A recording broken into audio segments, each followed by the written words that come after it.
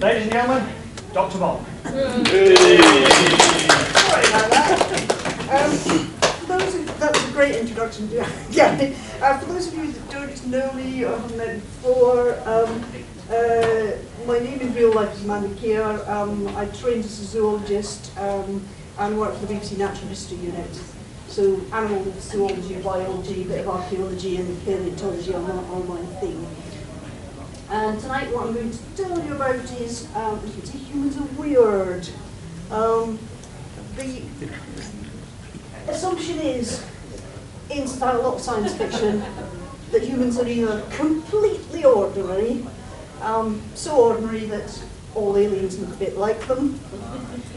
There's nothing unusual or special about a human being. Or the assumption is humans are a bit fat.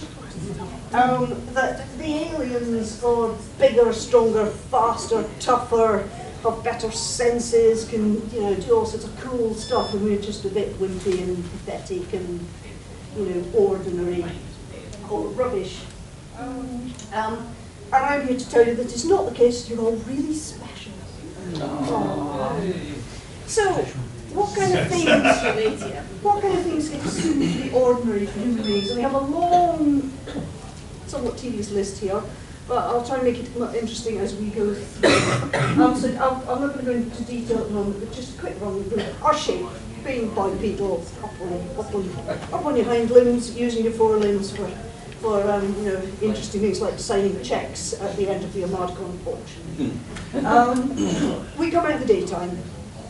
We're not territorial. I will go into more details about that. We're not territorial in the biological sense, the way animals do it. We're altruistic. Pat mentioned that in his talk, that mostly we don't go around murdering strangers. Mostly. We are sexually dimorphic. You can tell men from women at a glance. There are characteristics that men have, like beards, that women don't. Well, monogamy is seen to be the standard way of organising your family, and a small nuclear family of your 2.4 kids, your dog and your vulva. That seems to be normal. There's lots of nice middle-class aliens out there in tele-science fiction that have wife and 2.4 kids and kind of Barsoomian thought kind of all though. Sex sells. We use it in advertising, we use it in just about everything. Our babies are useless, they just sit there and squall and wait for mum and dad to sort their lives out for them. Mum does most of the childcare, and we've got lots of phases in our life cycle.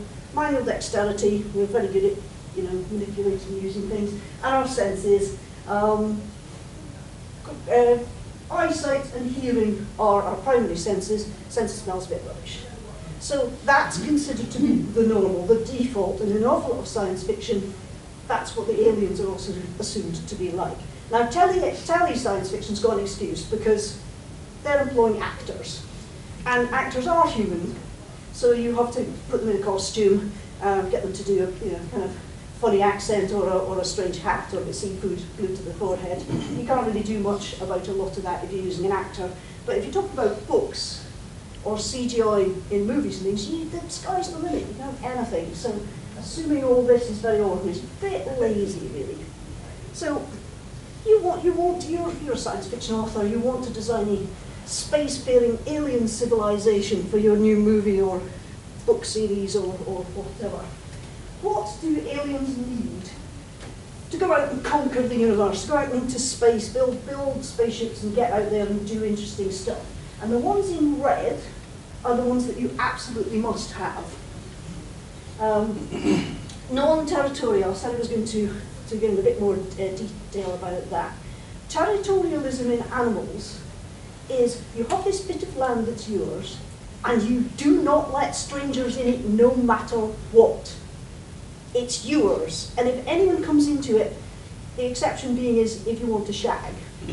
So a male tiger has a territory, and there'll be female tigers with territories within it, and he will kind of wander about. The female, if she's in heat, doesn't mind that he's turned up in her territory because they're going to reproduce. But the females aren't going to be in each other's territories, and territorialism is just keeping everyone else out. And if you're territorial like that, and if you're not altruistic, which kind of goes hand in hand with it, strangers are a threat. All strangers are a threat. And humans aren't really territorial. We are possessive. Sometimes we're possessive about land, but largely we're possessive, not territorial. And I can give you an example. Here we all are at Armadacon. Imagine that next month you decide to go to another science fiction convention. You go to a town you've never visited before. You go to a hotel you've never been to before. You come into a room like this you've never been to before. And you sit down in a chair for a talk given by a complete stranger like me. And another complete stranger comes and sits down next to you. Now imagine how stressed out or worried or angry that would make you. Now, you're sitting there beside that complete stranger, and then your best friend comes and sits on the opposite side of you. And then your best friend borrows a pencil that cost you 10p and doesn't give it back. They will be shut at dawn. Yeah, and that's more likely to irk and irritate you than a traffic stranger sitting next to you in a cinema, a train, whatever, because we are accepting of strangers. We are prepared to give people the benefit of the doubt. In terms of, we're not going, no, it's mine, it's mine, it's mine. You can't sit on this chair, it's mine, it's mine. And also the altruism. We will do things like, if there was a lost child wandering around, we would try and help find their parents. We would take the kid to reception and the hotel staff would try and find their parents. The police would be called. We have all sorts of institutions where people will go into burning buildings to try and rescue other human beings and so on and so forth. We are very altruistic. And you have to do this kind of thing to build a sort of society that can cooperate to do things like mine the ore, smelt the ore, build the spaceship, launch the spaceship, get it up into space, and all the rest of it.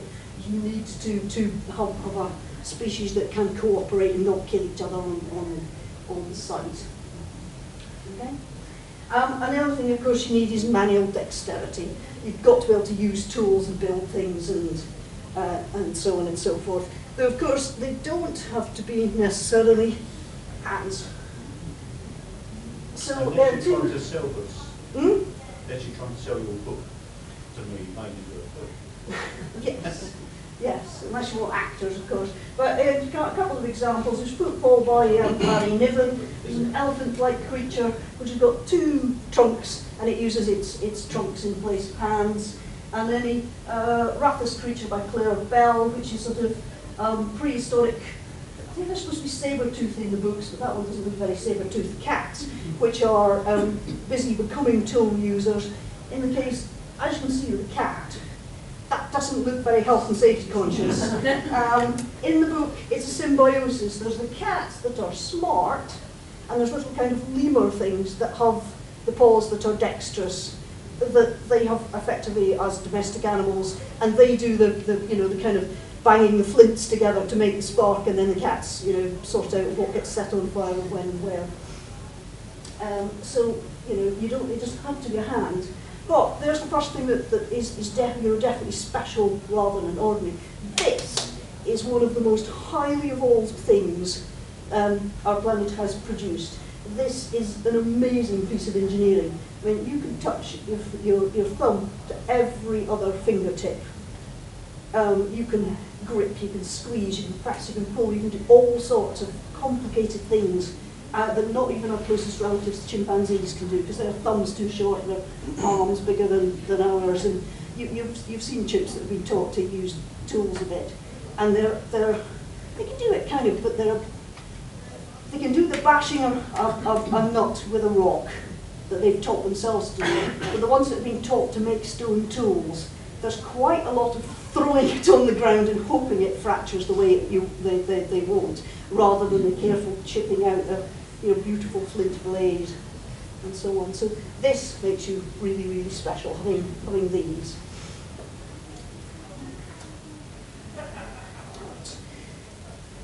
And as I mentioned, being nice to strangers, not kind of killing everyone on sight. to be incorporated. The other thing that being non-territorial is trade. The chances of a territory containing all the stuff that you need to launch the space shuttle or build the Starship Enterprise or whatever is minimal, because biological territories are quite small, and they're about how much food, usually on nesting sites or whatever the animal needs in its daily life. So you are defending a few fruit trees in the jungle, you are defending a patch of grazing land, you are defending enough of the savannah to have plenty of wildebeest to eat, and so on. It isn't necessarily going to have iron ore and titanium and oil and gas and crop growing land and everything on it. So again, they're being non-territorial. There's quite a few animals that are non-territorial. They're nomadic, or giraffes, for instance, just wander about all over the bloody place. They don't care where they are on any given moment. Wild horses have an area they stick to, but they don't defend it, and they're not desperately happy if another herd of wild horses wanders into their area, but they have a kind of squabble there and then if they both arrive at the water all at the same time. They have a bit of a punch up and decide which herd drinks first. One of them doesn't go, no, this is our waterhole. It's just kind of, this is our waterhole until 2:30, and then you can have it, And that's our kind of attitude to land. But the trade is necessary. I can give you an example from our evolution. Archaeologists can work out from tools and carved shells and bones and things how far stuff get moved around in the Stone Age in Europe. The Neanderthals, an average object never moved more than about 30 kilometres from its source, so its flint from where it was mined to where it was found, because they had kind of obviously quite small, compact ranges. Each individual bunch of Neanderthals, what you want to call a tribe or a clan or whatever, had quite a small, defined area, and they were not really swapping stuff with their neighbours very much. Our species turns up, and the distance goes up to 120 kilometres, and you're finding pieces of bone with carvings of seals way, way, way inland, because people are trading stuff. The individual people aren't necessarily ever going further than 30 kilometres or whatever, but they meet on the border and they go, I'll swap you this thing with a picture of the seal for that fox fur or whatever. So this is how you become civilised and have the capabilities of building, spaceships and off conquering the galaxy. So all aliens are going to have that, even if they don't kind of look like, Mr. Worf or whoever. Right, other useful things for space sailing civilizations. You need to be a species that's got some sort of overlap of generation. If you were like our Pacific salmon here, there's Dad, there's Mum. They drop dead after spawning. They never see their own young. Anything that those salmon learned during their lifetimes, it's gone. If those salmon invented writing, the young baby salmon, when they grow up a bit, will go, what the hell are these strange squiggles on the parchments or whatever, because nothing has been passed on. So you need to have one generation teaching the next, accumulated wisdom and so on. We mentioned the social stuff quite a lot. Living on land. Dolphins, of the various species that exist, are quite smart. Some of them even use tools. They ain't going to be inventing fire anytime soon. And all the technologies to get you into space, you're doing things with heat and pressure. You're making plastics. You're making smelting metals and things like that. There's stories where advanced biotechnology is doing weird shit to kind of do that sort of stuff. And they're fun, they're interesting, but I'm never entirely convinced that biotechnology can fire clay into bricks the way that fire can, or whatever. And then literacy and accountancy. you have to write a lot of this shit down, keep track of it again so the next generation can learn and follow, because no one person can keep it all in their head. And if that is all in one person's head and they get run over by a bus, you're buggered and you're, you know, pretty much back to poor old Mr. and Mrs. Salmon there. However, your overlap of generations is speculated in science fiction. It doesn't have to be grandparent, parent, child. You don't have to be necessarily your own mum and dad. One example here is Harry Harrison's West of Eden trilogy. These creatures here, the Eleni, are evolved from mosasaurs, prehistoric sort of sea serpentine creatures that have come back out onto land and built a civilization. They've evolved in Africa. Meanwhile, in the Americas, South American monkeys evolved into human-like creatures, and there's mammoths and mastodons, and then the two cultures clash.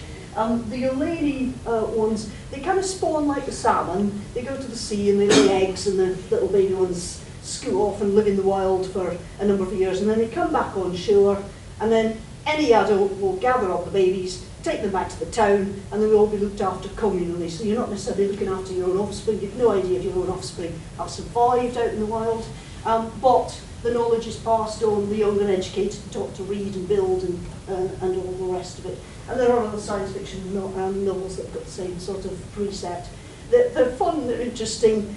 From a biologist's point of view, the only thing I can say is, if there is any way that natural selection can clue that reptile into which offspring are theirs by scent or colour or something like that, and they favour them, they have a terrific advantage in the selection stakes, and then the whole sort of everyone looks after everyone else's children things falls to pieces. Where it works in the real world is things like there are duck species where they have a little brood of ducklings, they march them all down to the local lake, and there'll be another duck with her brood of ducklings and another duck with her brood of ducklings, and the mother ducks fight, and the winner gets all the ducklings and will look after all of them. But it's a numbers game. It's when the hawk swoops down and snatches a duckling. If you've got a brood of 10, they snatch one of your 10, that's one of your offspring gone. If you've got a brood of 30 and 20 of them are someone else's, yeah, there's only a kind of 1 in 3 chance that it's one of yours that have been nobbled. So again, there's even sort of selfishness within that sort of thing.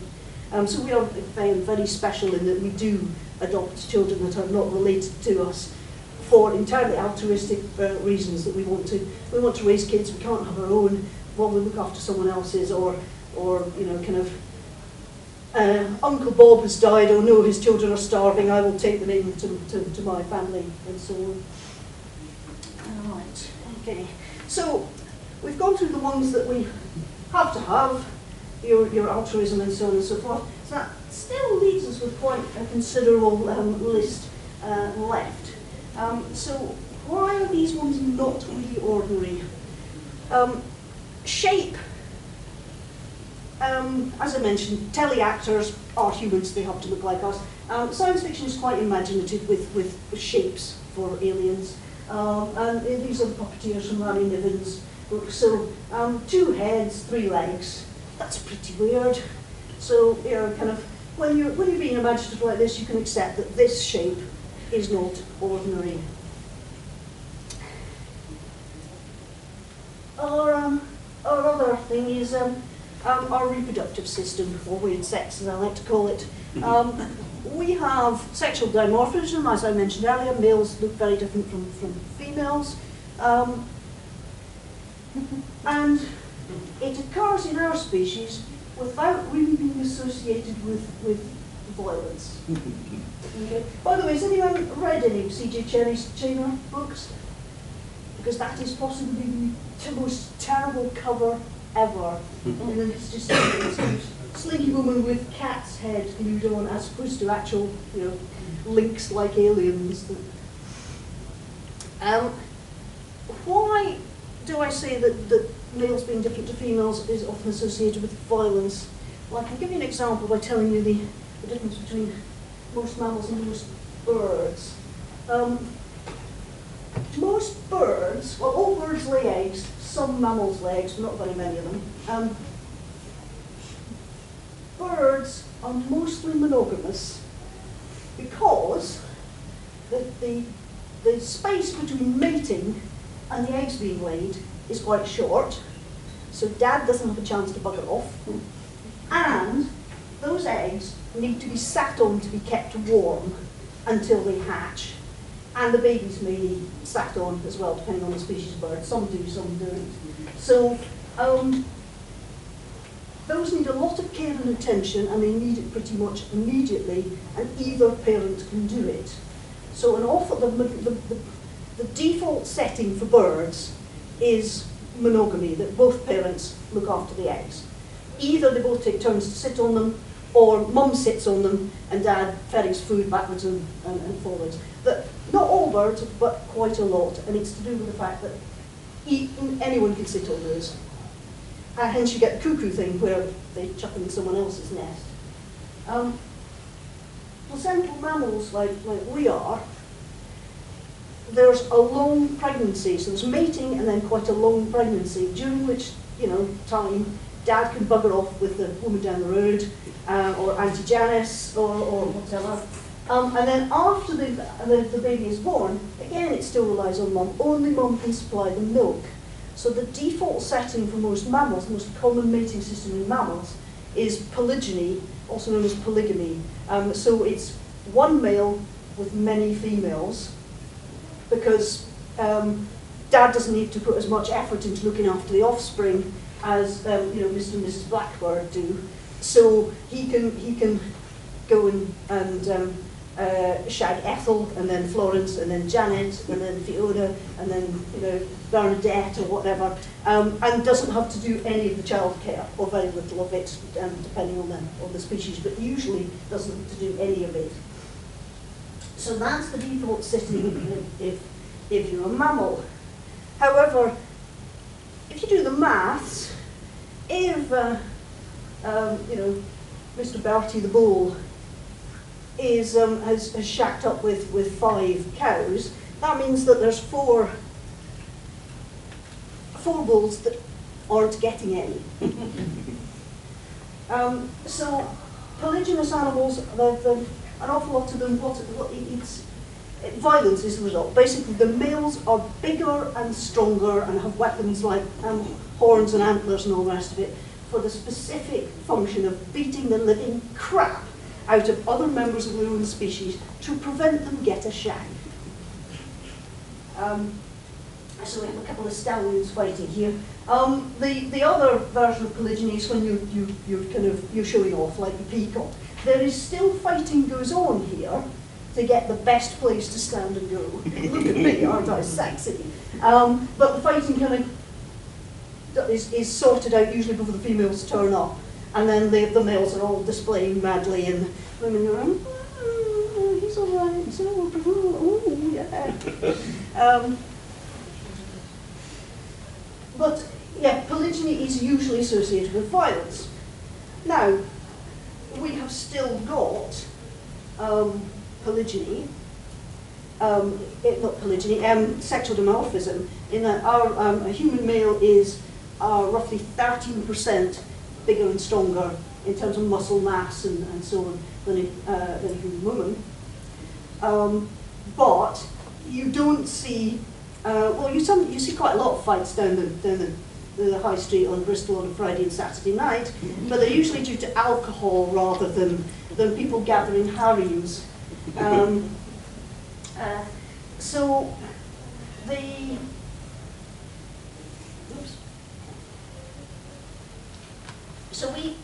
if we all dropped dead and then alien archaeologists came down and examined our skeletons and our bones and all the rest of it, yes, they're definitely all polygamous, and they would definitely, the males would be fighting and beating each other up all the time, and they would have all the signs that sort of polygynous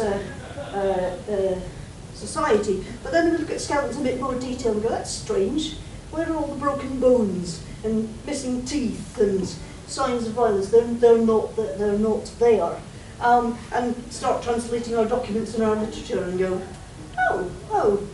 humans appear to think that it's some sort of human right for everyone to get laid. Something's not right here.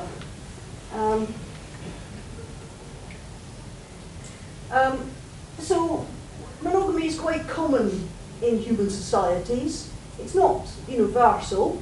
Do you know what the Higgins-Hogamus poem is? Yeah, Higgins-Hogamus. Women are monogamous, polygamous, men are polygamous.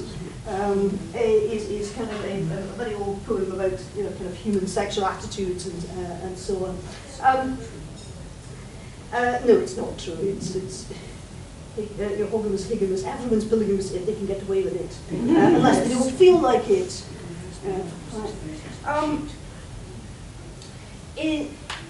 Monogamy is much more common now culturally than it used to be. It's the default in most countries. Surveys done by anthropologists on literature about contacting societies before the missionaries got in there and went, said that even pre-Christian societies, roughly 16% of them were monogamous traditionally. 83.5% are polygamous, one man, many women, and 0.5% were polyandrous, one woman, many men.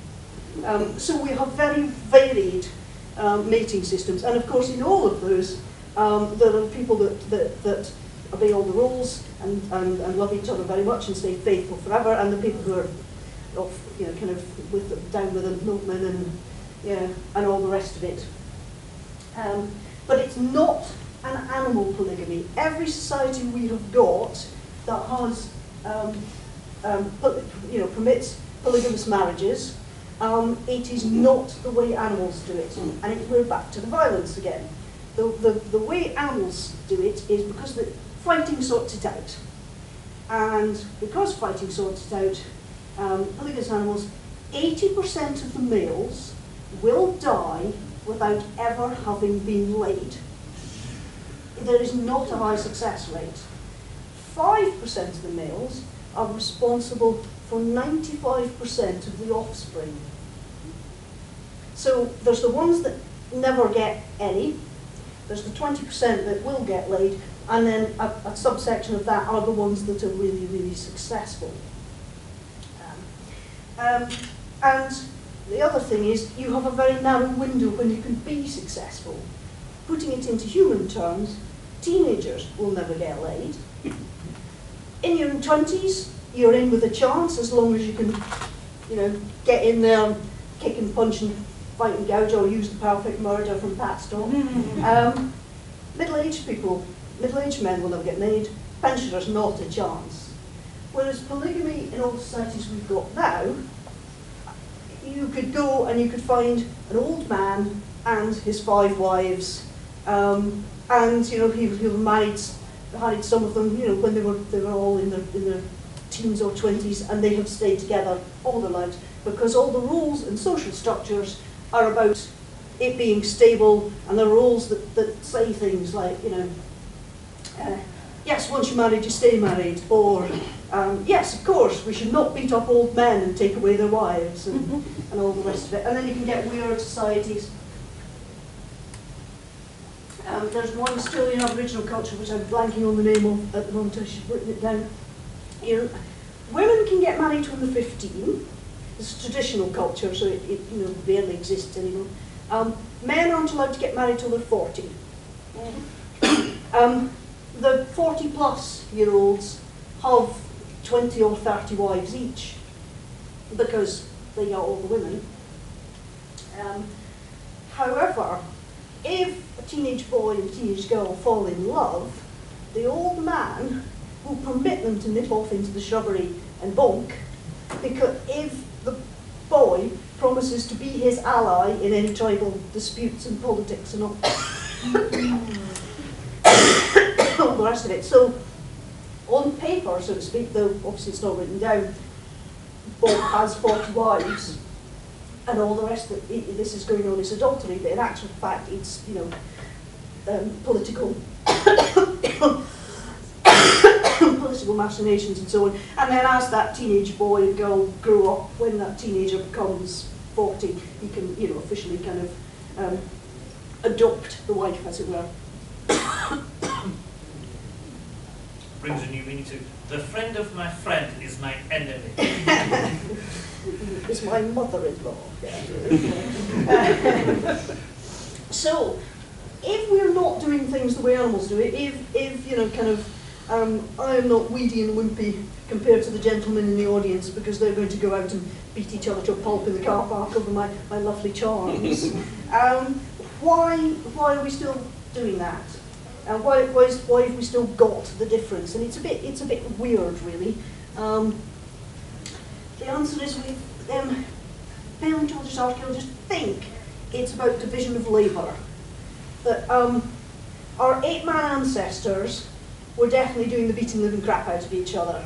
Australopithecines, the males are about 50% bigger than the females, and they've got you know, prominent canine teeth, which our ape relatives use for threatening and biting in fights and so on. The body difference started to go down with evolution, and then it froze at this kind of roughly 13% level, and it stuck that way.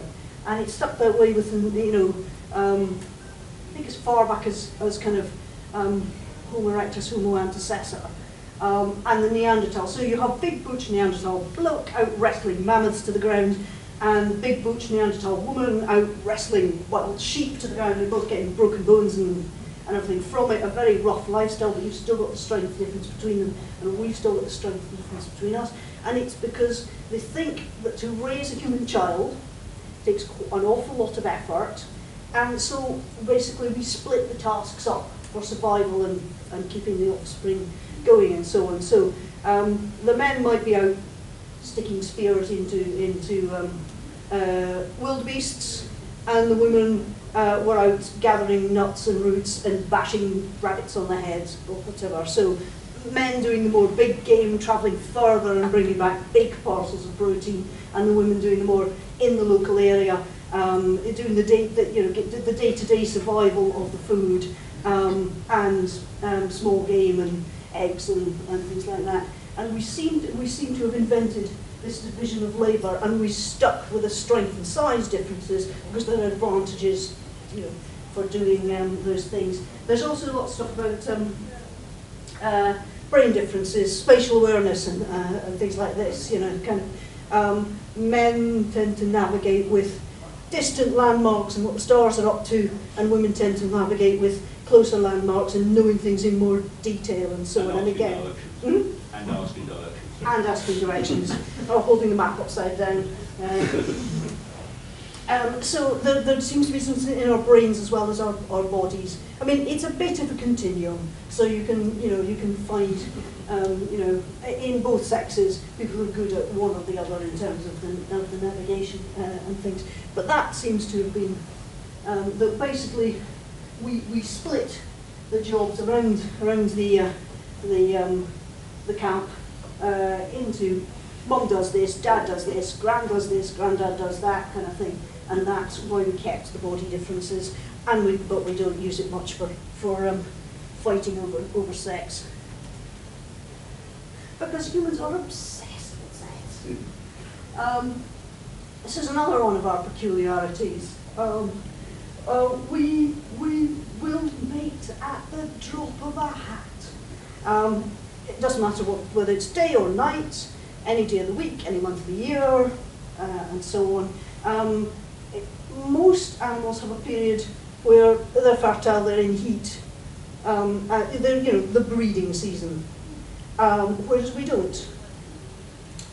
In fact, we've muzzed up the issue so much. We've got this thing called hidden estrus, which means that there will be times in my life where, a day when I'm fertile and days when I'm not, but not even I can tell what they are. So we've completely hidden it. And therefore we can have sex for fun and for pair bonding and to keep couples together, and just because it's enjoyable. all year round and so on. We've made it into a kind of full-time occupation in some cases. We also have very inefficient sex. The average amount of time newlyweds who are actively trying to have a child take for the woman to get pregnant is 6 months. So that's people who are doing a lot of shagging and want a kid. Average 6 months. Obviously some people will get pregnant on the honeymoon and some people not for a couple of years afterwards. But that's pretty inefficient. It's a lot of animals, they mate, they're pregnant. In one instance, there's the mountain hare, which it's the ones that live in the north of Scotland, bits of Ireland, and they turn white in winter. They can have sex once and give birth to 2 litters because they store sperm. So the female has an early spring heat. Judges the males, picks the one she likes, they mate, she has a litter. A few months later, she will come and heat again. If there's a better male around, she'll mate with him, and it'll be his. If she doesn't like the look of any of the guys that are around, she's got the sperm stored from the first mating, and she'll have a second litter by the first sire. So that's a kind of fail-safe method. So that's excellently efficient. Mate once, 2 litters. And then we've got delayed sexual maturity. Again, we're a bit odd. Most animals, you've got newborn, which is not mature in any way, and adult. And you can track the growth as sort of 0% mature, 25%, 50%, 75%, fully mature. They have newborn, sub-adult, adult. Humans have invented adolescence, which puts a whole interesting new kink in it, that you've got, kind of baby, newborn, not mature, toddler, not mature, child, not mature, adolescent, and on up to adult. That we've concentrated the activating sexuality and being interested in sex, your body gearing up for being sex and so on, is concentrated in a very narrow period. So you've got a whole long childhood where you're not in sexual competition with your older brothers and sisters, your parents, and so on and so forth. You're not a threat. You're not going to get thrown out of the herd by the big bull elephant or the stag or whatever, because you're not on his radar yet. And then you go bonkers, and kind of the murder rate probably went up when teenagers were invented. But that's weird. Adolescence is weird. It's very, very useful for having an extended childhood and so on, but it is a bit bonkers. And then there's our babies. Oh, aren't they cute? Just wait till they grow. Just wait till they hit adolescence. Okay, there are two. You can divide animal babies into roughly 2 types. There's the ones on the top row, which are helpless, useless, and rely on mum and or dad to do everything. Okay, if those babies are cold or hungry or in danger or anything, all they can do is yell their heads off, and mum and dad comes and sorts them out. On the other hand, there's ones on the bottom, within an hour or so of hatching or birth, they can move as fast as an adult, they can run away from predators, they can do all sorts of things for survival. In the case of the baby wild ass here, still relies on mum for milk, because it's a mammal, but the chick can feed itself. It's watching what mum is pecking at to know that grain is good, gravel is bad. But all that has to do is get big and learn how to fly. And it's well on its way to being an adult already, straight out of the egg, so to speak. But again, the assumption is that you're Mr. and Mrs. Vulcan or Klingon or Minbari or whatever will have one of these. Where they might have, one of these or one of these. given that even our closest relatives are something that's a lot closer to what that does. So this baby's being kind of helpless and so on is a bit weird. We are really odd in that the animals that do the helpless young sort of thing tend to churn out lots of litters very often, and they're very, very good at doing population explosions when the going gets good. Whereas we are big, we grow slowly, we usually have one baby at a time. It takes, you might be 20 years before you get it out of the house to earn its own living. And the animals that have kind of big, well-developed young are the ones that they don't track well with population explosions and things. It will take a long time for the ass to have as many babies as the mouse has in just one litter, and that will be producing 4 litters a year if the going is very, very good. So we're a big animal, but we're producing a small animal baby. Again, that's entirely due to our evolution. And we stood up on our hind legs and we had to do all sorts of things to our pelvis to walk on 2 legs, and that messed up the birth canal. And what we are forced to do as a result is we effectively don't give birth to babies, we give birth to fetuses. So your baby there is really undeveloped. The baby can't even crawl when it's first born, won't be able to hold its head up for a few weeks and so on. Someone calculated that if human women gave birth to this, comparing us to the apes, our body weight and so on and so forth, you would have an 18-month pregnancy and you would give birth to a child that's about the size of a 1-year-old, which usually makes any woman that's given birth cross her legs and wincing in horror. If we just extrapolated from gorillas and chimps and bonobos to us. So what we've done is compact. Our baby does most of the growth that goes on in the womb for a chimp outside the body, but as a result relies entirely on mum and dad to look after it. But your little Mr. Spocks and Mr. Worfs and all the rest of it, they might have been out swinging on the climbing frames and kind of going to kindergarten, a month after they were born or something. Right. So we have this enormous extended childhood in here. Most animals just do that, child and adult.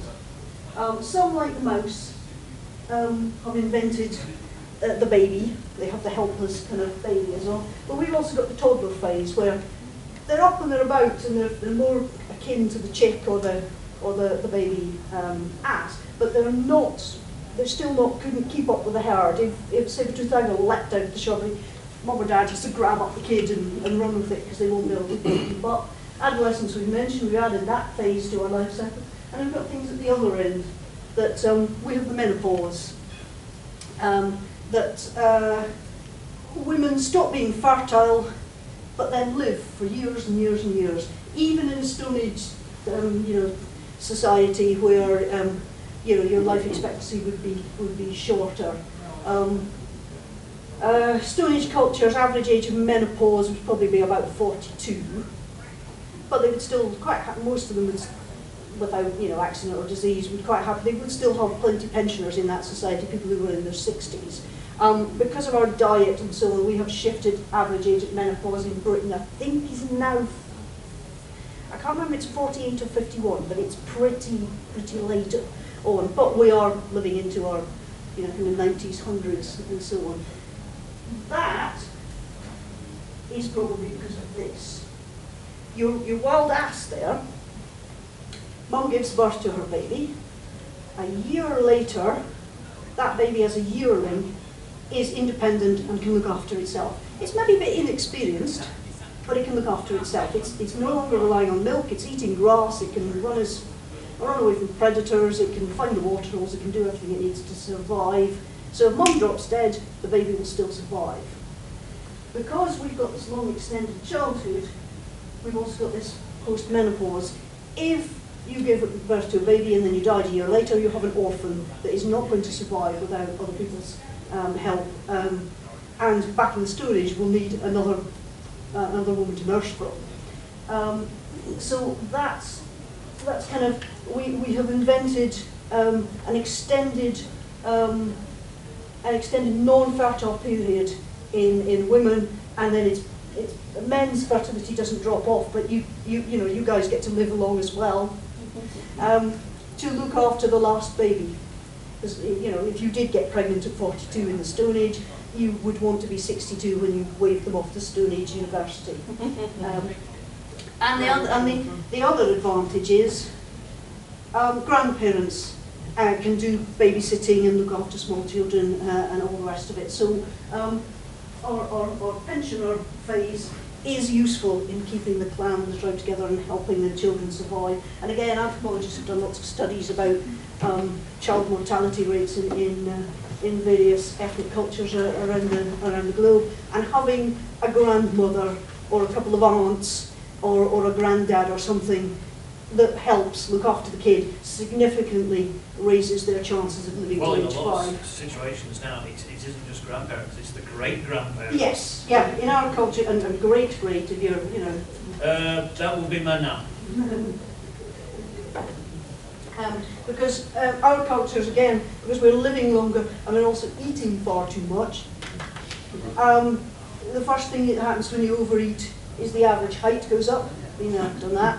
The next thing that happens when you overeat is the average age of fertility drops. Been there, done that. And the third thing that happens is everyone starts to get fat. So this is why you get Daily Mail things about, oh, 12-year-old got pregnant by 11-year-old in school bike sheds.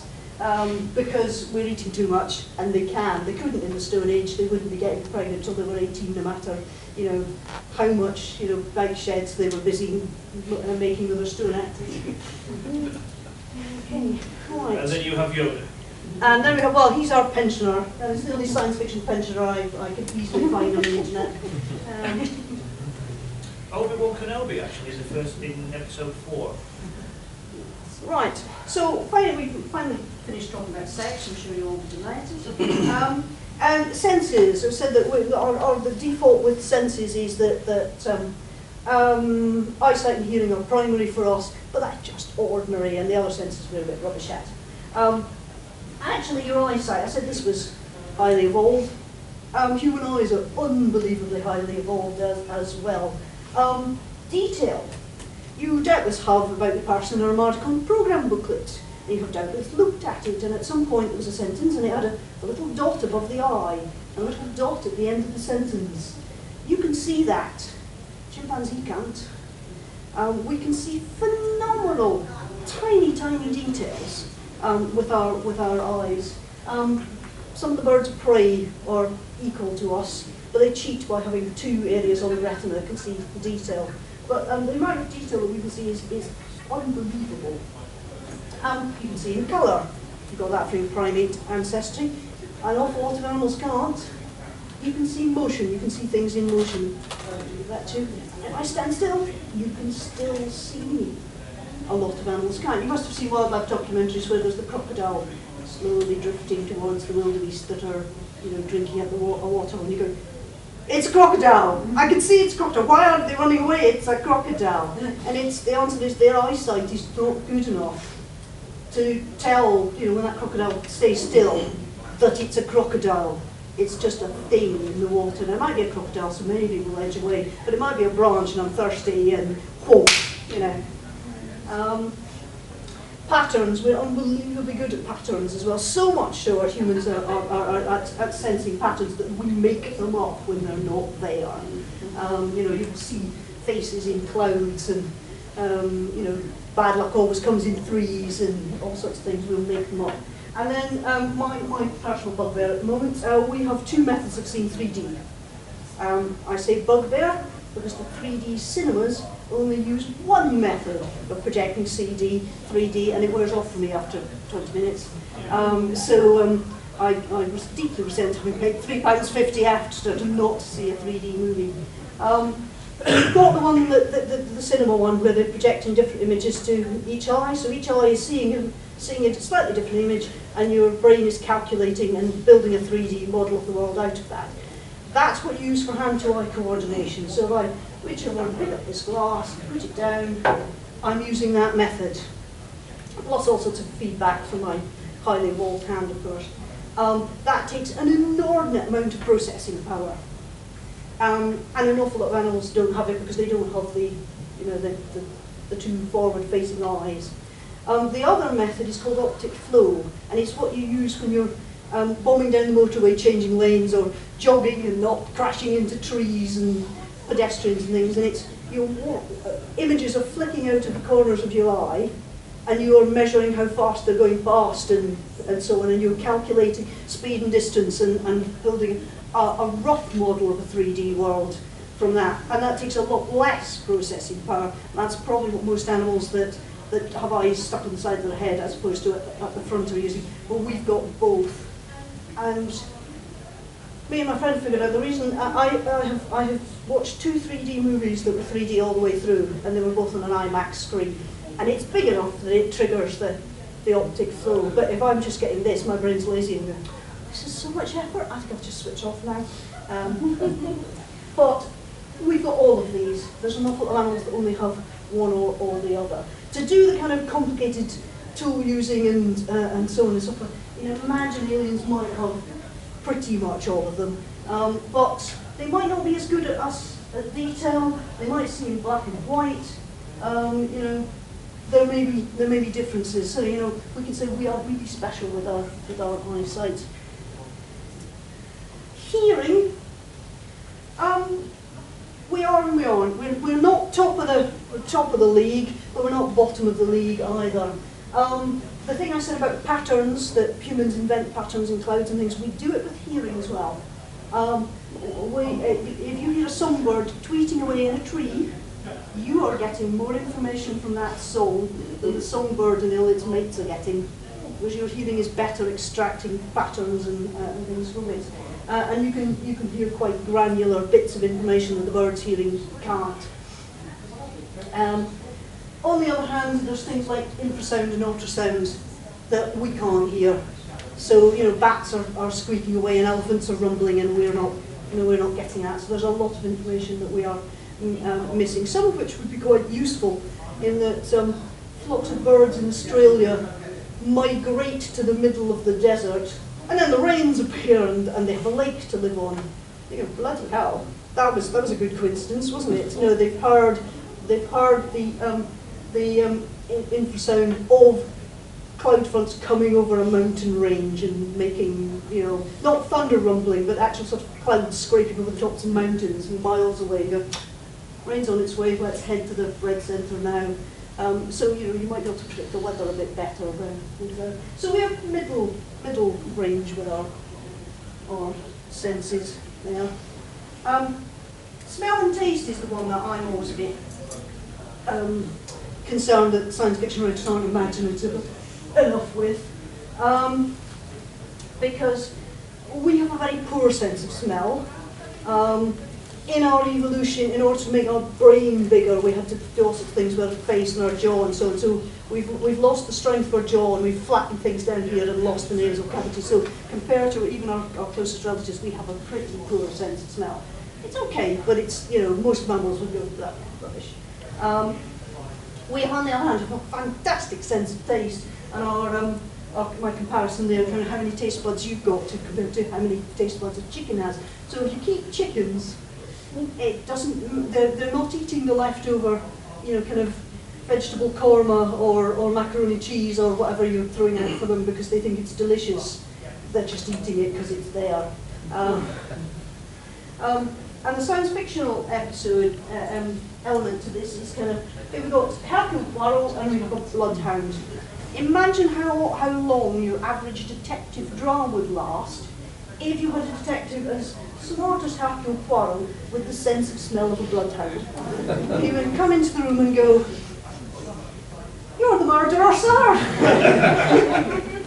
or if the murderer had fled, come in and go, "Yes, a woman, a smoker, non-vegetarian, wearing Chanel number 5, and so on."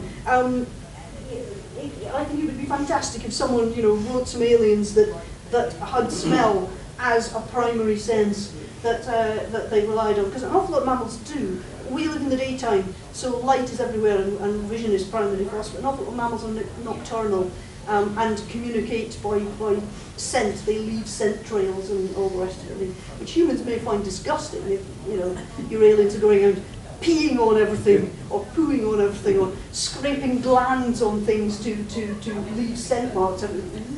I don't want to go to the Klingons' house anymore. Do you know what they do? So, in conclusion, if you're a human being, which I hope we all are, you're very, very special. Your eyesight is amazing. Until it fails.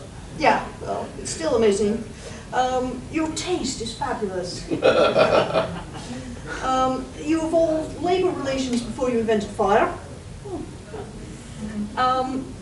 Your babies are useless still.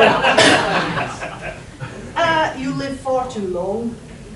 And quite frankly, your sex life is bizarre. Thank you. Any questions? You said about territory, that we're not really territorial. Then how can we have the United Kingdom, Germany, France, It's Belgium? too big. A territory is the bit of stuff where it's got enough food and, you know, nest sites and water and whatever for you to live your life out and survive. And you mark the borders, and you don't let anyone else in. So the United Kingdom is too big, because you can get on a train and go to, you know, Land's End or John O'Groats or whatever. And you can't possibly run around peeing on all the trees to mark the territory for all of that. And the other thing is, all animals that are territorial, they have specific markers that every member of their species recognises. They might pee, they might scent mark, they might, you know, like howl on monkeys, howls on wolves, howl and pee and so on. If a complete stranger was teleported onto the edge of another animal's territory, it would instantly know it was on the edge of another animal's territory. If we were all teleported to Japan and there was a sign up on the wall in Japanese, and do you speak Japanese? I don't speak Japanese. What does that say? We can't tell whether it says, "Welcome to our village," or "Trespassers will be shot," until someone turns up with a shotgun going, "Get off me land." Territorialism is instinctive. So what we are is possessive. You've gone, "I am of the United Kingdom and I shall be really displeased if someone tries to steal the Shetland Islands from me." But even though you've never been there and you may never care to go there, and you know, whatever, it's more the possessive. It's that 10p pencil they're trying to take away from you. And you, as I say, you can't really have trade if what happens is two packs meet at the border and they start to fight every single time. Yeah. Any other questions? In which case, oh no, someone at the back. The eyesight issue, presumably that's why we can view things in infrared, and they still can't see the light that's put out, does it? What do you mean? Well, when you get natural history documentaries. Oh yes, and they've used IR cameras and so on, yeah. Yes, we can't see infrared, so I was shining an infrared torch at you, you wouldn't get, you know, the glare in your eyes or something, and then the cameras translate it back into false colour imagery or you know, the photo, and so on. So I think insects can see infrared. No. Certain snakes can detect it. Yes, yes. The viper family have got pits on their cheeks which can detect infrared, and they use it to. So they are using eyesight. They can see the prey, but it's not as good as ours. The tongue with its two forky bits that's waggling up and down, it's getting a 3D scent image because each fork of the tongue is using stereoscopy, and then they've got the pits on the cheeks. So they're using 3 different methods to work out where the prey is. Isn't it butterflies that use ultraviolet? Yes, it's insects can't see red, and they've shifted into ultraviolet. Birds can see into.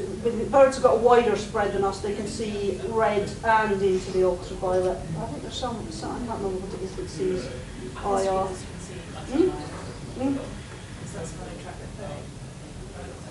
Yes, all birds can see into the ultraviolet. Usually very good on that. The birds seeing ultraviolet's interesting in that, you know, I mentioned the hares that turn white in winter, and you've probably seen nature documentaries, and the white bunny thing something about in the snow, and then an eagle will swoop down and chase it and all the rest of it. There's a guy, Julian Partridge at the University of Bristol, was testing what this looks like if you can see ultraviolet. To us it looks like a white rabbit on a white background, and to an eagle it looks like a yellow rabbit on a white background, because they can see UV and the rabbit's fur doesn't reflect UV differently to the way the snow does, so it's not as camouflaged as it thinks it is. Good for foxes, rubbish against eagles. Right, thank you very much. Thank you.